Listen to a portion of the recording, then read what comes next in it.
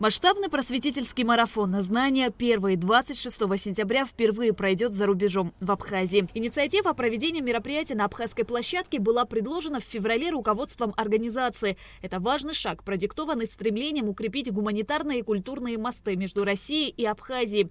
Образование и просвещение остаются самым надежным фундаментом для такого взаимодействия. И именно поэтому выбран формат масштабного просветительского события. Организаторы уверены, что марафон станет катализатором просветительского движения в республике. Выступление, которое как раз-таки в достаточно таком удобном формате для молодежи, в формате открытого такого диалога, позволят молодым ребятам послушать выступления известных личностей и, собственно, позадавать им вопросы. Вопросы, которые их интересуют. Это в том числе и с точки зрения их будущего, их профориентации, вопросов трудоустройства и каких-то личных с точки зрения дальнейшего развития.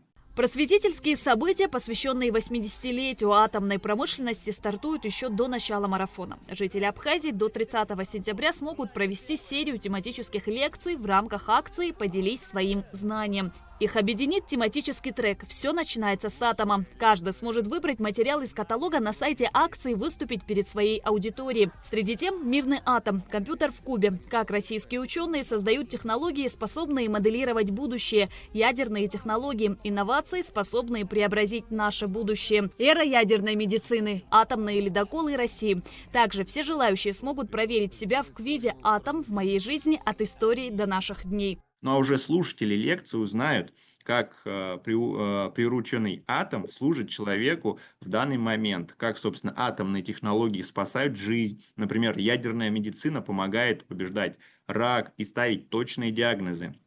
Ну и ребята, конечно же, познакомятся с уникальными российскими проектами по строительству атомных ледоколов, его ролью в развитии Арктики, экономики и науки. Ну и одна из лекций рассказывает о мире суперкомпьютеров и квантовых вычислениях, раскрывающих достижения России в этой области, ну и показывает, как российские ученые создают технологии, способные моделировать будущее. Первый федеральный просветительский марафон «Знания первые» был организован в мае 2021 года и стал символом перезагрузки общества знания. За 4 года прошли уже 9 марафонов, в рамках которых состоялось более 1300 встреч молодежи с выдающимися людьми. А трансляции этих событий набрали более 1 миллиарда просмотров. Кирилл Хвиль отметил, что открытие представительства Российского общества знания в республике не разовое событие, а начало длительной системной работы.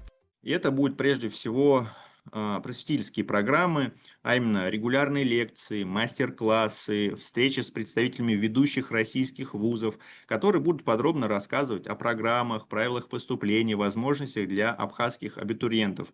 И это, конечно же, будет профориентация, то есть это организация тестирований, консультаций, помогающим как раз-таки молодым людям выбрать наиболее подходящее направление обучения и будущую свою профессию. Ну и, конечно же, это будет обмен лекторами и студентами. Марафон «Знания первые» будет идти 3 дня. Помимо Сухума, 26 сентября масштабное просветительское событие состоится в 10 городах России. Во второй день марафона 27 сентября он продолжится в Саранске и Москве. А на третий день, 28 сентября, завершится в столице России на ВДНХ. Выступления лекторов будут транслироваться на сайте Общества знания и в официальной группе просветительской организации ВКонтакте. Шазина Ханагуа, Абхазское телевидение.